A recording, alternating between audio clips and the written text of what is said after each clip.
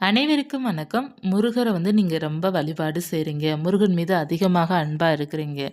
ஆனா, உங்களுக்கு மிகவும் எதற்காக சோதனை வருகின்றது? முருகர் என்ன ரொம்ப சோதிக்கிறாரு அப்படிங்கிற மாரி கேள்விகள் கேட்டிருந்தீங்க. சொல்லியிருந்தீங்க. ரொம்ப கவலைப்படுற மாரியும் சொல்லியிருந்தீங்க. நெறைய பேரு நான் முருகர ரொம்ப வழிபாடு செய்றேன். ரொம்ப கஷ்டப்படுறேன் அப்படிங்கிற மாரியும் சொல்லியிருந்தீங்க. நெறைய பேர் தைப்பூச விரதம் இருந்தவர்கள் கூட ரொம்ப கஷ்டப்பட்டுட்டோம் அப்படிங்கிற மாரி சொல்றீங்க. அதாவது கடவுள வழிபாடு செஞ்சாலும் கஷ்டப்படுறோம். தைப்பூசத்துக்கு 48 நாள் விரதம் இருந்தேன். முதல் முறையாக விரதம் இருந்தேன். கஷ்டப்படுறேன். எனக்கு ரொம்ப சோதனை முருகர் குடுக்குறாரு. அப்படிங்கிற மாரியும் சொல்லியிருந்தீங்க. நெறைய பேர் நம்ம நெறைய முருகர பற்றி பதிவு போடும்போது, அந்த பக்தர்கள் ஒவ்வொருத்தரும் பார்த்தீங்கன்னா, ரொம்ப பாசிட்டிவா சொல்லியிருப்பாங்க. ஒரு சில பேர் பார்த்தீங்கன்னா, ரொம்ப கவலையுடன் சொல்லியிருக்கிறாங்க. என்னால முடியல. அந்த அளவுக்கு முருகர் என்னை சோதிக்கிறாரு அப்படின்ட்டு. ஒண்ணு மட்டும் நீங்க தெரிந்து கொள்ளுங்க. சோதனைங்கிறது பார்த்தீங்க அப்படின்னா, நமக்கு வைக்கிற பரீட்சை மாதிரி தான். அந்த பரீட்சையில நம்ம பாஸ் ஆறோமா, இல்லையா அப்படிங்கிறது தான். அதே போல பார்த்தீங்க அப்படின்னா, நீங்க முருகன வழிபாடு செஞ்சா தான் நீங்க கஷ்டப்படுறீங்க, அப்படிங்கிறதெல்லாம் கிடையவே கிடையாது. நீங்க வழிபாடு செய்யாட்டா கூட நீங்க கஷ்டப்படணும்னு விதி இருந்தா கஷ்டப்பட்டு தான் ஆற மாரி நமக்கு இருக்கும். நீங்க வழிபாடு எந்த வழிபாடு செய்யாமல் இருந்து பாருங்க. நமக்கு நடக்கிறது நடக்கத்தான் செய்யும். நம்ம நெனைக்கிறோம், நம்ம இந்த கடவுள் வழிபாடு செஞ்சனால தான் இவ்வளோ பிரச்சனை வருதோன்னு நம்ம நெனைக்கிறோம். என்ன பொறுத்தவரைக்கும் நீங்க அந்த முருகர வழிபாடு செஞ்சோ, அல்லது உங்களுக்கு பிடித்த தெய்வத்த வழிபாடு செஞ்சோ, உங்களுக்கு வர்ற கஷ்டத்த பாதியா நீங்க குறைச்சிட்டீங்கன்னு நான் சொல்லுவேன்.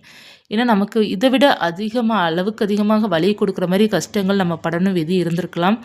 நீங்க நம்பி வழிபாடு செஞ்சனால, அந்த கஷ்டம் உங்களுக்கு தாங்குற அளவுக்கு மட்டும் கடவுள் குடுத்துருக்கிறாரு அப்படிங்கிறத நான் நெனைக்கிறேன். அதாவது எந்த கடவுளுமே பார்த்தீங்கன்னா, நீங்க அவங்கள கையெடுத்து கும்பிட்ட உடனே பார்த்தீங்கன்னா, உங்கள சோதிக்கணும், உங்கள கஷ்டப்படுத்தணும், உங்கள போட்டு படாப்படுத்தணும் அப்படிங்கிறது எந்த கடவுளும் நினைக்கிறது இல்ல. நமக்கு விதி அப்படி இருக்கும். நம்ம கஷ்டப்படணும், துன்பப்படணும், துயரப்படணும்னு அனைத்து விதிகள் நம்ம சேர்த்து வச்சிருப்போம் பாவக்கணக்குல. ஸோ அந்த கர்மாவுக்கு நம்ம அனுபவிச்சுட்டு தான் இருப்போம். அந்த அனுபவிக்கிற அந்த கர்மாவும், அந்த வேதனையும் ஓரளவு குறைக்கிறது கடவுள் தான். இறை பக்தியும், இறை வழிபாடும் நமக்கு புண்ணிய கணக்கு கொடுக்கிறது. பாவத்தை கழிக்கின்றது தான் இறைவனோட பக்தியும், இறைவனும். அதே இது நம்ம தீங்கு செய்றது, மற்றவர்களுக்கு கெடுதல் நினைக்கிறது, அதெல்லாம் பார்த்தீங்கன்னா பாவக்கணக்குல சேரும். அந்த பாவக்கணக்கு நம்ம நெறைய பேர் தெரிந்தும் செய்திருப்பாங்க. நெறைய பேர் தெரியாமல், அறியாமல் செய்திருப்பாங்க. தப்பு தப்பு தான். அந்த மாதிரி இருக்கும்போது, நம்ம தெரியாமல் செய்த தவற கடவுள் மன்னித்து விடுவார். நம்ம தெரிந்து செய்ற தவறுக்கு நம்ம அனுபவிச்ச பிறகு தான் அது சரியாகும்.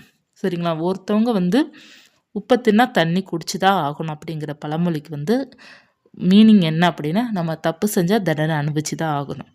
அதேபோல் நம்ம தெரிந்தும் தெரியாமலும் நிறைய தவறுகள் செய்திருந்தா, தெரிந்து செய்திருப்பவர்களுக்கு கட்டாயமா தண்டனை உண்டு.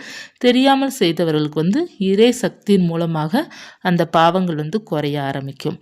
அப்போதான் பார்த்தீங்கன்னா, சின்ன சின்ன தடங்களோ, சின்ன சின்ன வேதனைகளோ, சோதனைகளோ வரும். இப்ப நம்ம நெனைக்கிறோம், நம்ம என்ன பாவம் இப்படி பண்ணியிருக்கோம்? நம்ம எதுக்கு கஷ்டப்படணும்? அப்படிங்கிறது நெனைப்போம். நம்ம இப்ப பண்ணா தான் பாவம்னு இல்ல. இப்ப நீங்க கடவுள நம்புறீங்க அப்படின்னா, முன் ஜென்மமும் இருக்கின்றது. போன ஜென்மம் இருக்கின்றது. கடந்த காலம் ஒன்று இருக்கின்றது. எல்லாமே இருக்கின்றது. அந்த காலத்துல அதாவது அந்த முன்ஜென்ம கதையில நம்ம என்ன பாவம் பண்ணோம்? என்ன பண்ணோம்? அப்படிங்கிறது நமக்கு தெரியாது இல்லையா? இந்த ஜென்ம கதையே நமக்கு தெரியாது. இல்ல போன ஜென்ம கதை நமக்கு எப்படி தெரியும்? அதனால அந்த தொடர்கதை தான் இப்ப இருக்கிற கஷ்டத்திற்கு காரணம். ஒரு சில பேரு ரொம்ப தப்பு பண்ணுவாங்க. ஆனா, அவங்க நல்லா வாழ்ற மாதிரி இருக்கும். அப்படிங்கிறது உங்களுடைய மனநிலை இருக்கும். இது எல்லாருக்குமே தோணும். இவங்க இவ்ளோ பாவங்கள் செய்றாங்க, இவ்ளோ மற்றவங்கள துன்புறுத்துறாங்க. ஆனா, இவ்ளோ வசதியா இருக்கிறாங்க, நல்லா இருக்கிறாங்களேன்ட்டு. அவங்க அடுத்த ஜென்மத்தில பார்த்தீங்கன்னா, இதற்கான பலன் அவங்க அதில அனுபவிப்பாங்க. எப்போதுமே பார்த்தீங்கன்னா, ஒருவர் செய்ற பாவமும் சரி, நன்மையும் சரி, கடைசி காலத்தில வரும். அதாவது இறப்பு தருவாயில் இருக்கும்போது பார்த்தீங்கன்னா, அவங்க பாவம் செஞ்சுட்டு இருந்தாங்களா? இல்லைன்னா புண்ணியம் செஞ்சுட்டு இருந்தாங்களா? அப்படிங்கிறது இறப்பு தருவாயில தெரியும். அதனால நம்ம முடிந்த அளவுக்கு பார்த்தீங்கன்னா, நன்மைகளே செய்யணும். நம்ம தெரியாம செய்த பாவமோ, இல்ல ஏதாவது ஒன்று இருந்தா கூட, நீங்கள் கடவுளை வழிபாடு செய்யும்போது அதற்கான சோதனைகள் நமக்கு வரத்தான் செய்யும். அது வந்துட்டு போகட்டும். கடவுள் மேலே உண்மையான நம்பிக்கை இருக்குன்னா அதை நினச்சி நீங்கள் கலங்கக்கூடாது. எல்லாமே சரியாயிடும். கடவுளை கும்பிட்றனால தான் சோதனை வருதுன்னு மட்டும் நீங்கள் நினைக்காதீங்க. அது நமக்கு நடக்கிறது விதி. அதை நம்ம கடவுள் மேலே பழிசொல் போடக்கூடாது. நான் அந்த கடவுளை கும்பிட்டால் மட்டும்தான் நமக்கு இவ்வளோ பிரச்சனை வருது அப்படிங்கிறது கடவுளை நம்ம நினைக்கவே கூடாது. நம்ம வந்து கடவுளை கும்பிடாட்டா கூட நமக்கு சோதனைகள் வரணும் விதி இருந்தால் வந்து தான் ஆகும். கடவுளை கும்பிட்டனால மட்டும் இல்லை, கும்பிடாட்டாலுமே நமக்கு வரத்தான் செய்யும். அதே போல் பார்த்தீங்கன்னா, இப்போ வர்ற சோதனை எப்படி நம்ம சரி பண்ணணும் அப்படின்னா, இப்போ நீங்கள் முருகர் பக்தர்களாக இருக்கிறீங்க, உங்களுக்கு சோதனைகள் வருது அப்படின்னா எப்படி சரி பண்ணணும் அப்படின்னா, நீங்கள் முருகன்ட்ட தான் நீங்கள் மறுபடியும் கேட்கணும். எனக்கு வந்து கொஞ்சம் மனநிலை வந்து ஸ்ட்ராங்காக கொடுங்க, தைரியத்தை கொடுங்க. இந்த சோதனையை வந்து நான் வந்து ஜெயித்து போராடணும் அப்படிங்கிற மாதிரி நீங்கள் வந்து கடவுள்கிட்ட வந்து தைரியத்தை கேட்டீங்க அப்படின்னாலே உங்களுக்கு தானாக கிடைக்கும். நீங்கள் அதை வந்து சரியாயிடலாம். எதுக்குமே பார்த்தீங்கன்னா சொல்யூஷன் இருக்குங்க. எதுக்குமே பார்த்தீங்கன்னா சொல்யூஷன் இல்லாமல் எந்த பிரச்சனையும் இல்லாமல் இல்லை. ஒரு பூட்டுக்கு ஒரு சாவி இருப்பது போல் ஒரு பிரச்சனைக்கு ஒரு தீர்வு நிச்சயமாக இருக்கும். நீங்கள் பிரச்சனையை மட்டும்தான் பார்க்குறீங்க. அதனால தான் இது உங்களுக்கு சோதனையாக இருக்குது. அதிலேருந்து கற்றுக்கிறது என்ன, நம்ம அதுலேருந்து எப்படி வெளியே வரணும், அது எப்படி சரி பண்ணணுங்கிறத யாருமே யோசிக்க மாட்டேங்கிறீங்க.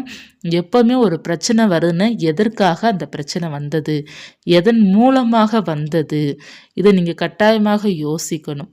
அதை எப்படி நம்ம சரி பண்ணணும் அப்படிங்கிறத நீங்கள் யோசிச்சிங்கன்னா கடவுளை கும்பிட்டனால தான் எனக்கு இந்த பிரச்சனை வந்துச்சுன்னு நீங்கள் கனவுல கூட சொல்ல மாட்டீங்க. நமக்கு வாழ்க்கைக்கு மட்டுமே புரிதல் இல்லைங்க. கடவுளுடைய வழிபாட்டுக்கும் நமக்கு ரொம்ப புரிதல் முக்கியம். இறைவனை வழிபாடு செய்யும்போது நம்ம நிறைய கற்றுக்கலாம். வாழ்க்கையில என்னங்கிறத கற்றுக்கலாம். சொந்த பந்தம்னா என்னங்கிறத கற்றுக்கலாம். உறவுகள் எந்த அளவுக்கு முக்கியம் அப்படிங்கிறதும் கற்றுக்கொள்ளலாம். நிறைய கற்றுக்கொள்ளலாம். எப்படி சம்பாதிக்கணுங்கிறத கற்றுக்கொள்ளலாம். சம்பாதிப்பதை எப்படி வைத்துக்கொள்ள வேண்டும் அப்படிங்கிறது கற்றுக்கொள்ளலாம். நிறைய கடவுள் சொல்லித் தருவார் நல்லது. அது நமக்கு கண்ணுக்கு தெரியாது. ஏதாவது ஒரு சோதனை வரும்போது மட்டும்தான் நமக்கு அது தெரியும். அந்த சோதனை மூலமாக, அந்த கஷ்டத்தின் மூலமாக தான் பல பாடங்கள் நமக்கு இருக்கின்றது அப்படிங்கிறது நமக்கு தெரிய மாட்டேங்குது. அது முதல்ல நம்ம தெரிந்து கொள்ள வேண்டும். அடுத்து பார்த்தீங்கன்னா ரொம்ப முக்கியம். உங்களுக்கு ஒரு பிரச்சனை வருது அப்படின்னா அந்த பிரச்சனைக்கு என்ன காரணங்கிறது நீங்கள் கண்டுபிடிக்கணும். அதை எப்படி சரி செய்யணும்னு நீங்கள் முயற்சி எடுக்கணும். அப்படி முயற்சி எடுக்கும்போது கடவுளுடைய சப்போர்ட் உங்களுக்கு ஃபுல்லாக இருக்கும். நீங்கள் சரி பண்ணிடுவீங்க. எப்போதுமே பார்த்தீங்கன்னா ஒரு பிரச்சனை அப்படிங்கிறதுட்ட கடவுள்கிட்ட போய்ட்டு உன்னால தான் எனக்கு பிரச்சனை வந்துச்சுன்னு சொல்கிறத நம்ம முதல்ல ஸ்டாப் பண்ணணும். இந்த பிரச்சனையை நான் எப்படி சரி பண்ணணும் அப்படிங்கிறத போய் நின்று கேளுங்க. அப்படின்னா தான் உங்கள் வாழ்க்கையில் நீங்கள் வெற்றியாளராக மாற முடியும். கடவுள் வந்து நமக்கு சோதனைகள் கொடுக்கறதெல்லாம் பார்த்தீங்கன்னா நம்மளுடைய கர்மாவோட விளைவுகள் தான். அதாவது நீங்கள் வந்து சுவாமி கும்பிட்றது, நல்லா பூஜை செய்கிறது, விரதம் இருக்கிறதெல்லாம் பார்த்தீங்கன்னா புண்ணிய கணக்கு. நீங்கள் வந்து புண்ணியம் செய்கிறீங்க, நீங்கள் வந்து நல்லது செய்கிறீங்க. அந்த நல்லது வந்து நீங்கள் செய்யும்போது, அந்த புண்ணியம் உங்களுக்கு சேரும்போது அந்த பாவ கிரகங்களும் அந்த அந்த கெட்ட சக்தியும் உங்களை வந்து தடுக்கும். சரிங்களா? அது தடுக்கிறது வந்து தான் உங்களுக்கு அது சோதனையாக மாறும். அந்த இதெல்லாம் உங்களுக்கு வந்து கடவுள் தான் காப்பாற்றி விடுவார். அப்படி காப்பாற்றுனால தான் உங்களுக்கு வந்து அதற்கடுத்து நல்லது உங்களுக்கு நடக்கிற மாதிரி ஒரு ஃபீல் வரும். எப்போதுமே உங்களுக்கு கஷ்டமாக இருக்குது, சோதனையாக இருக்குன்னா அதுக்கடுத்து வருகின்றது உங்களுக்கு நல்லது நடக்கும். எப்போதுமே இறைவனை கும்பிட்றது வந்து பாவக்கணக்கு கிடையாது, புண்ணிய கணக்கு தான். அந்த புண்ணியம் வந்து உங்களுக்கு வந்து சோதனைகள் கொடுக்காது, சாதனைகள் தான் கொடுக்கும். பாவக்கணக்கு தான் பார்த்தீங்கன்னா நமக்கு வந்து சோதனை கொடுக்கும். அந்த பாவக்கணக்கை கழிப்பதே புண்ணிய கணக்கு தான். அதை நீங்கள் எப்போதுமே மனசில் வச்சுக்கோங்க. கடவுளை கும்பிட்றதுனால உங்களுக்கு எப்போவுமே சோதனைகள் வந்து வராது, புண்ணியங்கள் தான் உங்களுக்கு வரும். நம்ம தெரியாமல் 1008 பாவத்தை நம்ம செஞ்சு வச்சுருப்போங்க. நம்ம தெரிந்து செஞ்சால் தான் பாவம்னு இல்லை, தெரியாமல் செஞ்சு வச்சுருப்போம். அதற்கான பலனும் நம்ம அனுபவிச்சு தான் தீரணும்.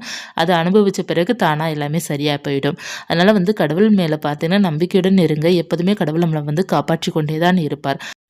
அதே போல் நமக்கு வந்து கெட்ட நேரம் ஒன்று இருந்தாலும் நமக்கு வந்து பிரச்சனைகள் வந்து கொண்டே தான் இருக்கும். நம்ம கடவுளை வழிபாடு செஞ்சாலும் பிரச்சனைகள் இருந்து கொண்டே தான் இருக்கும். நேரம் சரியில்லை அப்படி என்றால் நமக்கு வந்து தேவையில்லாத பிரச்சனைகள், கஷ்டங்கள் எல்லாம் வரத்தான் செய்யும். அந்த நேரம், அந்த சமயம் தான் நம்ம வந்து கடவுளுடைய வழிபாடு எடுத்துக்கொள்ளும்போது நமக்கு வந்து கொஞ்சம் ஆறுதலாக இருக்கும். அதனால் நமக்கு நேரம், காலம், சூழ்நிலை எல்லாம் சரியாக அமைந்தது அப்படி என்றால் நமக்கு மிகவும் ரொம்ப சிறப்பாக இருக்கும் நம்மளுடைய வாழ்வு. இல்லை நேரம் சரியில்லை அப்படி இருக்கையில் நம்ம கடவுளை வழிபாடு செஞ்சாலும் நமக்கு வந்து நடக்கிறது நடந்துகிட்டே தான் இருக்கும். அதை கொஞ்சம் நம்மளை வந்து சரி பண்ணி விடுவது கடவுள் தான்.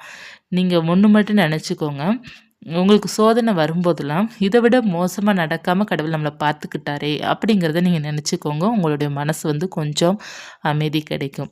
அதே போல் அதிலிருந்து கற்றுக்கோங்க. என்ன விஷயங்கள் நடக்குது, என்ன பிரச்சனைகள் உங்களுக்கு நடக்குது அப்படின்னு அந்த தவறுகளையும், அந்த சூழ்நிலையும் திரும்ப வரவிடாமல் நீங்க பார்த்துக்கிடணும். அதற்கு நீங்க தயாராக இருக்கணும். அதே போல உங்களுடைய பக்தி பார்த்தீங்கன்னா எப்படி இருக்கணும் அப்படின்னா, எதுவுமே எதிர்பார்க்காதீங்க. உண்மையான பக்திய மட்டும் காமிங்க. உங்க வாழ்க்கையில பார்த்தீங்கன்னா, எல்லாமே வெற்றியாளராக மாறணும், எல்லாமே வெற்றியாக இருக்கணும் அப்படின்னு அதற்கு நீங்க போராடுங்க. ஒண்ணொண்ணு பார்த்தீங்கன்னா, நம்ம ஜெயித்து போராடினா தான் அதில வந்து சுவாரஸ்யமும் இருக்கும். கடவுள வந்து நீங்க மனதார முழு மனதோட நம்புங்க. கடவுள்ட்ட வந்து ஒப்படைங்க. எனக்கு இது வேண்டும் அப்படிங்கிறது கேளுங்க. இப்ப சொந்த வீடு வேணும்னா, சொந்த வீடு வேணும் கடவுளேன்னு கேளுங்க. அதற்கான முயற்சிகளும் நீங்க எடுங்க. அதே போல வந்து கடன் இருப்பவர்களும் கடன அடையணும், கடவுளே எனக்கு சப்போர்ட் பண்ணுன்னு தான் நம்ம கேட்கணும். கடவுள் வந்து நமக்கு சப்போர்ட் நிச்சயமாக பண்ணுவாரு. அதற்கான முயற்சிகள் நம்ம எடுக்கும்போது, வாய்ப்புகள் வந்து உருவாக்கி குடுப்பாரு. அந்த வாய்ப்புகளை நம்ம சரியாக பயன்படுத்தும்போது, நம்ம வந்து சொந்த வீட வந்து அமைச்சிருவோம். இந்த உலகத்துல எத்தனை மக்கள் பார்த்தீங்கன்னா, சொந்த வீட்டிற்காக வழிபாடு செய்றாங்க. அத்தனை மக்களுக்கும் சொந்த வீடு அமையுதான்னா கிடையாது. வாய்ப்புகள் கொடுக்கும்போது சரியாக பயன்படுத்தி, சரியாக பிளான் பண்ணி செய்து வந்தவர்கள் வந்து வாய்ப்பு வந்து பயன்படுத்தி அவங்க வந்து சொந்த வீடு அமைச்சுறாங்க. வாய்ப்புகள் கிடைக்கல அப்படி இருப்பவர்கள், அந்த வாய்ப்பை உருவாக்க முடியாதவர்கள் சொந்த வீட்டில் வந்து கட்ட முடியாமல் வாடகை வீட்டில் இன்னமும் இருக்கிறாங்க. அதே போல தான் கடன் பிரச்சனை இருப்பவர்கள் அந்த பணத்தை சரியாக பயன்படுத்தி, சரியாக வந்து எல்லாமே செய்து அந்த பிரச்சனையை சரி பண்ணிடுறாங்க. கடவுள் வந்து ஒரு சப்போர்ட்டு தான். நீங்க வந்து கடவுளே எல்லாம் செஞ்சுடுவாரு அப்படிங்கிறது கிடையாது. நம்ம தான் முயற்சி எடுக்கணும். நம்ம வந்து பக்தியோட வெளிப்பாடு என்ன அப்படின்னா, நம்பிக்கை வளர்ப்பது. அந்த ஒரு விஷயத்துல நமக்கு வந்து நம்பிக்கை கொடுத்து, அதற்கான நம்ம முயற்சி எடுப்போம். அப்போது நம்மளுடைய வேண்டுதல் வந்து நிறைவேறும். இப்ப நீங்க ஒரு தீபம் ஏற்றுறீங்க. இப்ப வெற்றிலை தீபம் நீங்க ஏற்றுறீங்கன்னு வச்சுக்கோங்கமே. அந்த வெற்றிலை தீபம் ஏற்றுனால நமக்கு சொந்த வீடு நம்ம வீட்டு முன்னாடி வந்து நின்றுமான்னா கிடையாது. அந்த வெற்றிலை தீபம் ஏற்றும்போது, உங்களுடைய மனநிலை எப்படி ஆகும் அப்படின்னா, எனக்கு சொந்த வீடு கிடைக்கும், முருகர் எனக்கு செய்து கொடுப்பார் அப்படிங்கிற அந்த பாசிட்டிவான எனர்ஜி உங்களுக்குள்ள வரும் முதல்ல. அந்த எண்ண ஓட்டத்தோட நீங்க இருக்கும்போது, நீங்க அதற்கு செயல்படுவீங்க. உங்களுடைய எண்ண ஓட்டங்கள் அந்த சொந்த வீட்டு மேல அதிகமா இருக்கும். உங்களுடைய அந்த மைண்டு சொல்லுவாங்களே, அந்த சப்கான்ஷியஸ் மைண்டு, இந்த காஸ்மிக் எனர்ஜிலாம் நிறைய சொல்லுவாங்களே, அந்த பிரபஞ்ச சம்மந்தப்பட்டது. நம்முடைய அந்த மனநிலை ஃபுல்லாக நமக்கு அந்த பாசிட்டிவ் தாட்லேயே இருக்கும். நமக்கு சொந்த வீடு வேணும், நம்ம கடவுளை வழிபாடு செய்கிறோம், நம்ம கட்டாயமாக கிடைக்கும் அப்படிங்கிற அந்த மனநிலையில் நம்ம இருப்போம். அப்படி இருக்கும்போது நமக்கு ஒரு வாய்ப்புகள் வரும்போது அதை நம்ம சரியாக பயன்படுத்திடுவோம். அப்படி பயன்படுத்தும்போது நமக்கு அந்த சொந்த வீடு கட்டுவதற்கு அந்த இடம் எல்லாம் அமையும். நம்ம செய்து முடிச்சிடுவோம். அப்போ தான் நம்ம நினைப்போம், முருகனுக்கு வந்து வெற்றிலை தீபம் ஏற்றினால தான் சொந்த வீடு கிடைச்சது அப்படின்ட்டு. இல்லை, கிடையாது. கட்டாயமாக கிடையாது. முருகனை நீங்கள் வழிபாடு செஞ்சனால ஒரு பாசிட்டிவ் தாட் உங்களுக்குள்ளே வரும். அந்த தாட் வந்தனால முருகன் உங்களுக்கு ஒரு சில வாய்ப்புகள் கொடுக்கும்போது, நீங்கள் சரியான முறையில் அதை பயன்படுத்துறதுனால தான் உங்களுக்கு சொந்த வீடு அமைஞ்சது. சொந்த வீடு அமைஞ்சது அப்படின்னா 90% நீங்கள் தான் அதற்கு காரணம். 10% தான் கடவுளுடைய பக்தி காரணம். உங்களுடைய உழைப்பு, உங்களுடைய முயற்சி தான் அதற்கு காரணம். ஆனால் நம்ம என்ன பண்ணுவோம் தெரியுமா? 90% முருகனுக்கு கொடுத்துருவோம். நம்ம தான் 10% நம்ம எடுப்போம். அது உண்மையே கிடையாது. கடவுள் வந்து வாய்ப்புகளை தான் நமக்கு உருவாக்கி கொடுப்பாரு. அதை நம்ம சரியாக பயன்படுத்தணும். நீங்கள் ஒரு கடவுளை வழிபாடு செய்கிறீங்க அப்படின்னா, அந்த கடவுள் உங்களுக்கு பல பாடங்களை கற்பித்து கொடுப்பாரு. அதை நீங்கள் சரியான முறையில் வந்து கையாளும் போது, நம்ம வந்து ஒன்றுமே தெரியாத மாதிரி நம்ம இருக்கும்போது, நமக்கு எதுவுமே கண்ணுக்கு தென்படாது. நீங்கள் எல்லாத்தையும் யோசித்து பழகும்போதோ, யோசித்து பேசும்போதோ, யோசித்து சிந்தனையுடன் இருக்கும்போதோ, உங்களுக்கு எல்லாமே தெரிய வரும். பக்தி தான் நமக்கு ஒரு சிறந்த பாடம். வாழ்க்கைக்கு உகந்த பாடமே பக்தி தான். நீங்க பக்தியில இருக்கும்போது தான் பல விஷயங்களும் உங்களுக்கு தெரிய வரும். பல உண்மைகள் தெரிய வரும். உங்கள ஒரு பக்குவப்படுத்தும். பக்தி நமக்கு என்னென்ன கொடுக்கும் அப்படின்னா, முதல்ல ஒழுக்கத்தை கொடுக்கும். ஒழுக்கத்தை கற்பித்து கொடுப்பதான் பக்தி. நம்ம கடவுளுடைய நம்பிக்கையில இருக்கும்போது, கடவுள் நம்மள வந்து பார்த்து கொண்டே தான் இருக்கிறாரு அப்படிங்கிற நம்ம வந்து ஒரு மைண்ட்ல நம்ம இருப்போம்.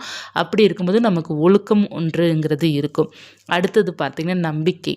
கடவுளை வழிபாடு செய்யும்போது, கடவுள் எனக்கு இது செய்து கொடுப்பார் அப்படிங்கிறப்போ நமக்கு ஒரு நம்பிக்கை வரும். அந்த நம்பிக்கை நம்ம மனசில் அதிகமாக வளரும். அடுத்து தன்னம்பிக்கை அதிகமாக இருக்கும். நம்மளை நம்ம நம்புவோம். அடுத்து மற்றவர்களுக்கு எந்த தீங்கும் நினைக்க மாட்டோம். மற்றவர்களை நம்ம கஷ்டப்படுத்தினா கடவுள் நமக்கு தண்டனை கொடுப்பாரு அப்படிங்கிற மனநிலைக்கு நம்ம போயிடுவோம். மற்றவங்களுக்கு நம்ம கஷ்டத்தை கொடுக்க மாட்டோம். ஸோ நமக்கு வந்து ஒழுக்கங்கள், நல்ல எண்ணங்கள் கொடுக்கறது இந்த பக்தி தான். அந்த பக்தி நம்ம அதற்காக மட்டுமே நம்ம சரியான முறையில் பயன்படுத்தும் போது நம்ம எல்லாமே நமக்கு சரியாக அமையும். உங்கள நீங்களே கண்ட்ரோல் பண்ணிப்பீங்க. எது சரி, எது தவறுங்கிறத நீங்களே புரிந்து கொள்வீங்க. பக்தி எல்லாத்தையுமே கற்றுக் கொடுக்குங்க. நம்ம வாழ்க்கைக்கு வந்து சிறந்த பாடமே பக்தி மூலமாக நம்ம தெரிந்து கொள்வதுதான். நிறையா நீங்க தெரிந்து கொள்வீங்க. நிறைய உங்கள மாற்றிப்பீங்க. நிறையா வந்து சூழ்ச்சிகள் தெரிய வரும். யார் எப்படி அப்படிங்கிறது தெரிய வரும். ஏன்னா உங்களுக்கும் பொறுமைகள் கொஞ்சம் வந்துரும். அதிகமாக பக்தி இருக்கும்போது அதிகமாக நிறைய பேர் வந்து அவங்க கேரக்டர சேஞ்ச் பண்ணிருவாங்க. பொறுமைக்குள்ள ஆயிடுவாங்க. அதாவது நம்ம கோவப்பட்டா கடவுளுக்கு பிடிக்காது. நம்ம கத்துனா கடவுள் அதை ஏற்றுக்கொள்ள மாட்டாங்க. அப்படிங்கிறதுனால நல்ல டிசிப்ளின் அந்த ஒழுக்கம் வந்து அதிகமாகவே வரும். கடவுள அதிகமாக வழிபாடு செய்பவர்களுக்கு அதிகமாகவே வரும். அப்படி இருக்கும்போது சுற்றி நடக்கிறது எல்லாமே அவங்களுக்கு வந்து தெரிய வர ஆரம்பிச்சிடும். அதனால தான் சொல்லுவாங்க இல்லையா? கடவுள வந்து வழிபாடு செய்யும்போது கெட்டவர்கள் யாரு அப்படிங்கிறது தெரிய வந்துரும். அப்படிங்கிறது சொல்றதுக்கு காரணம் என்ன அப்படின்னா, உங்களுக்குள்ள ஒரு சில மாற்றங்கள் வந்துடும். அந்த மாற்றத்தால மற்றவர்கள் எப்படி அப்படிங்கிறது நீங்களே கண்டுபிடிச்சிடுவீங்க. ஸோ அப்படி இருக்கும்போது கடவுள் நமக்கு எல்லா வழியிலுமே அவர் நமக்கு உதவி செஞ்சுட்டே தான் இருப்பாரு. ஆனா நமக்கு தான் பார்த்தீங்கன்னா அது புரியாது. நம்ம எதிர்பார்ப்பதெல்லாம் என்ன அப்படின்னா, கடவுள்ட்ட பணமும் கேட்போம், வீடு கேட்போம், மற்ற ஏதாவது நமக்கு என்ன தேவையோ அதை கேட்போமே தவிர, நமக்கு வாழ்க்கைக்கு என்ன தேவை அப்படிங்கிறது யாருமே கேட்கறதில்ல. நமக்கு தேவையானது வாழ்க்கையில தேவை ஒழுக்கம், நல்ல ஒரு பண்பாடு, மற்றவர்களை காயப்படுத்தாத குணம், மற்றவர்களுக்கு கெடுதல் நினைக்காத குணம், மற்றவர்களுக்கு எந்த விதத்திலும் துரோகம் செய்யாத குணம், மற்றவர்களை ஏமாற்றக்கூடாது, பொய் சொல்லக்கூடாது, மற்றவர்களை வந்து துன்புறுத்தக்கூடாது. இந்த மாரி ஒரு அற்புதமான நிறைய குணங்கள் இருக்கின்றதுல, அந்த குணத்தை யாரும் கடவுளிடம் கேட்பதே கிடையாது.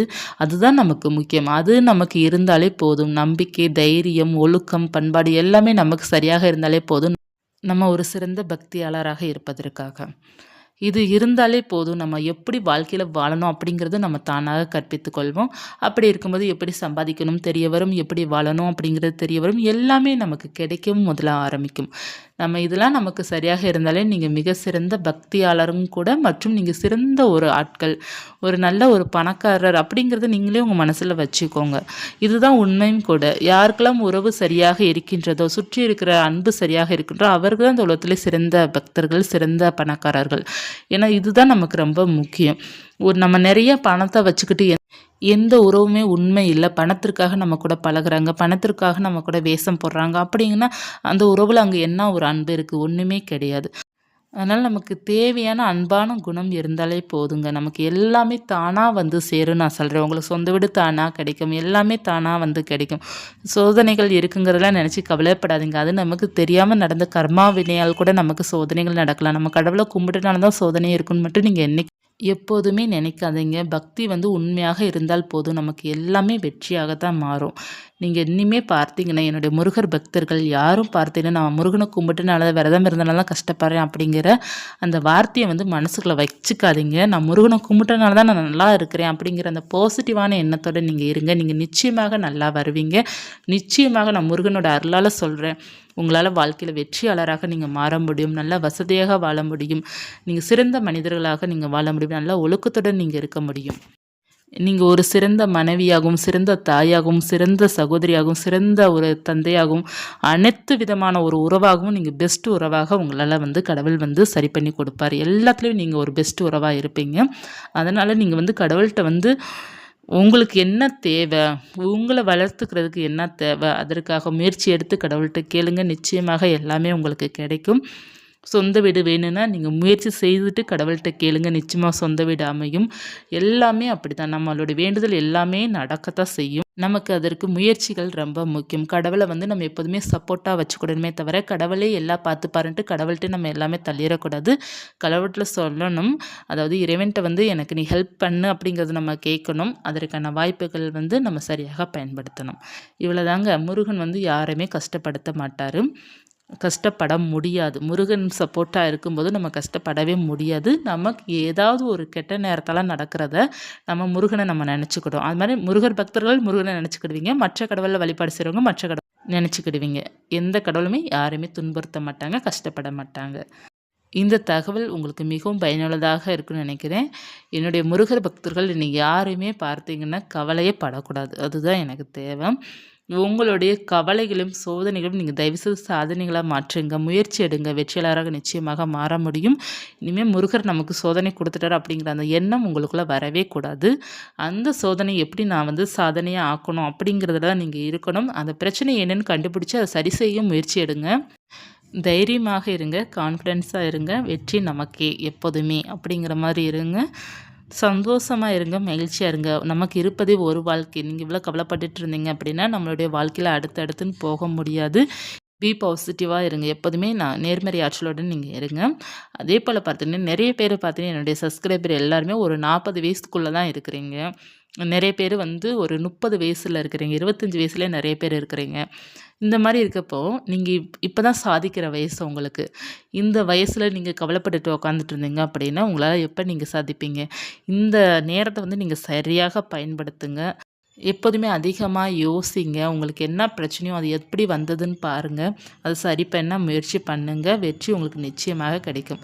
இந்த பதிவு மிகவும் பயனுள்ளதாக இருக்கும்னு நினைக்கிறேன். இருந்தால் லைக் பண்ணிக்கோங்க. இது போன்ற தகவலுக்கு ராஜி செல்வம் யூடியூப் சேனலை சப்ஸ்கிரைப் பண்ணி வச்சுக்கோங்க. நன்றி.